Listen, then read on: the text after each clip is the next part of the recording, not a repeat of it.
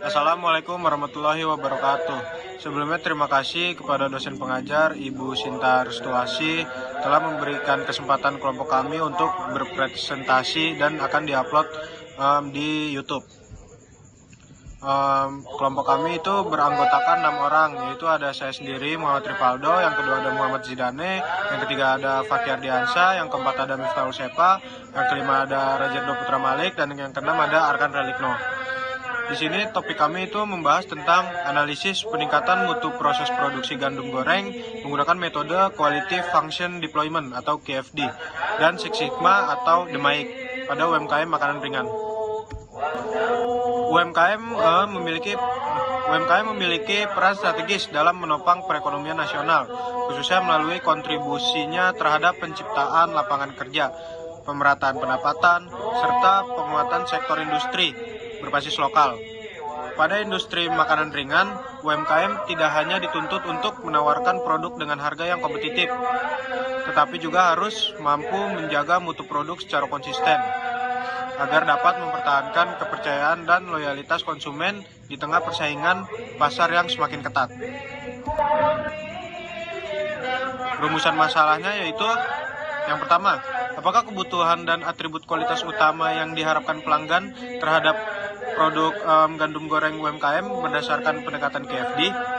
Yang kedua, bagaimana tingkat kecacatan, variasi proses, dan faktor penyebab cacat pada proses produksi gandum goreng berdasarkan analisis Six Sigma.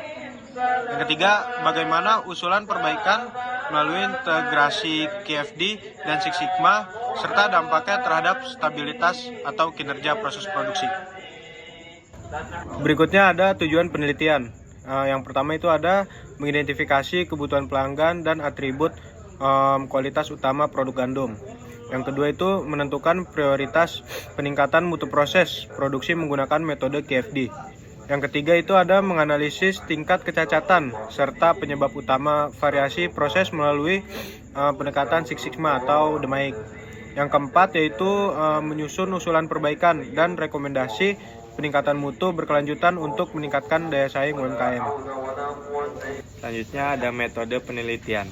Penelitian ini menggunakan metode studi kasus pada UMKM gandum goreng dengan pendekatan kualitatif dan kuantitatif.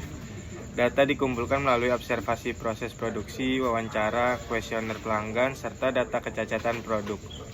Analisis dilakukan dengan mengintegrasikan metode Quality Function Deployment atau QFD untuk menentukan kebutuhan dan prioritas mutu pelanggan serta Six Sigma dengan tahapan DMAIC untuk mengukur tingkat kecacatan DPMO, menganalisis penyebab kecacatan, dan menyusun strategi perbaikan proses produksi secara terstruktur dan berkelanjutan. Selanjutnya ada analisis kebutuhan pelanggan atau Quality Function Deployment. Identifikasi Voice of Customer atau VOC. Identifikasi kebutuhan pelanggan merupakan tahap awal dalam penerapan metode QFD yang bertujuan untuk memahami persepsi dan harapan konsumen terhadap produk gandum goreng UMKM. Data VOC diperoleh melalui observasi, wawancara, dan kuesioner kepuasan pelanggan. Hasil analisis yang didapatkan, yang pertama itu ada tekstur gandum goreng renyah, tidak keras, dan tidak mudah melempem. Yang kedua itu ada produk tidak mengandung minyak berlebih sehingga nyaman dikonsumsi. Yang ketiga itu ada kemasan mampu melindungi produk dari kerusakan serta menjaga kerenyahan selama penyimpanan. Lalu yang terakhir, produk aman dikonsumsi, higienis, dan memiliki daya simpan yang memadai. Selanjutnya ada penentuan karakteristik teknis atau technical response. Setelah kebutuhan pelanggan diidentifikasi, ditetapkan karakteristik teknis yang dapat dikendalikan oleh UMKM untuk memenuhi kebutuhan tersebut.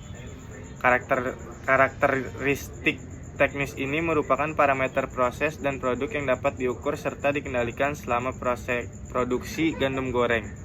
Hasil analisis menetapkan 6 karakteristik utama, yaitu yang pertama, standar suhu dan durasi waktu penggorengan, lalu kualitas dan konsisten bahan baku gandum serta bumbu, Yang ketiga itu sistem pengelolaan dan frekuensi penggantian minyak goreng. Yang keempat, metode dan lama proses penirisan minyak setelah penggorengan. Yang kelima, ada jenis bahan kemasan dan ketebalan plastik kemasan. Yang keenam, penerapan standar kebersihan dan sanitasi area produksi. Ya, di sini selanjutnya ada penyusunan matriks House of Quality atau HOQ, yaitu matriks HOQ digunakan untuk menganalisis hubungan antara kebutuhan pelanggan dan karakteristik teknis. Dalam matriks ini, setiap hubungan dinilai berdasarkan tingkat pengaruhnya, yaitu kuat, sedang, atau lemah. Lalu di sini ada tabel dengan kebutuhan suhu dan waktu goreng, rasa konsistennya itu kuat, tekstur renyahnya kuat, tidak berminyaknya sedang, mutu terjaganya lemah, aman dan tahap simpannya lemah. Lalu ada bahan baku dan bumbu, rasa konsistennya kuat, tekstur renyahnya sedang, tidak berminyaknya lemah, mutu terjaganya sedang, aman dan tahap simpannya sedang. Yaitu ada manajemen minyak, rasa konsistennya sedang, tekstur renyahnya sedang, tidak berminyaknya kuat, mutu terjaganya sedang, aman dan tahapan simpannya sedang. Lalu ada penirisan minyak, rasa konsistennya lemah, tekstur renyahnya kuat, tidak berminyaknya kuat, mutu terjaganya sedang, aman dan tahap simpannya lemah. Lalu ada kemasan, rasa konsistennya lemah, tekstur renyahnya sedang, tidak berminyaknya sedang, mutu terjaganya kuat, aman dan tahap simpannya kuat.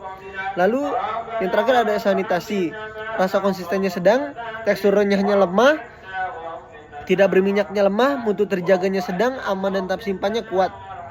Nah, jadi ini menunjukkan bahwa perubahan pada karakteristik teknis akan mengakibatkan dampak signifikan terhadap pemenuhan kebutuhan pelanggan. Sedangkan hubungan sedang dan lemah menunjukkan tingkat pengaruh yang lebih rendah. Selanjutnya, ada analisis prioritas peningkatan mutu berdasarkan QFD. Analisis matriks HOQ dapat disimpulkan bahwa karakteristik teknis memiliki tingkat kepentingan yang berbeda. Faktor yang perlu diprioritaskan adalah pengaturan suhu dan waktu penggorengan, lalu pengelolaan minyak goreng, serta proses penirisan minyak karena paling berpengaruh terhadap kualitas gandum goreng. Lalu selain itu, kualitas kemasan juga berperan penting dalam menjaga mutu produk selama distribusi dan penyimpanan.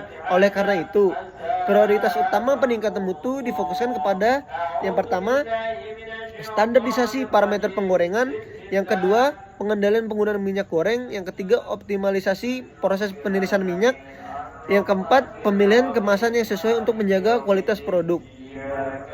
Selanjutnya ini ada peran hasil QFD sebagai dasar tahap define dan measure pada DMAIC.